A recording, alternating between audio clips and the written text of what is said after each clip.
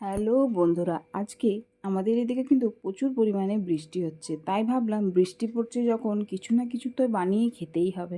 তাই বানিয়ে ফেললাম এখানে পোলাও বাড়িতে। তো পোলাও খেতে কে কে ভালোবাসে বলো তো?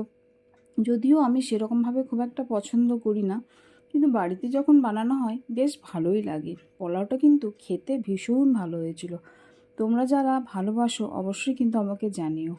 আর দেখতে যতটা ভালো লাগছে খেতে কিন্তু তার থেকেও বেশি সুন্দর হয়েছিল। বৃষ্টি পড়লে বাড়িতে মনে হয় এটা ওটা বানিয়ে খাই, কিন্তু কখন কোনটা কি বানাবো সেটাই মাথায় আসে না।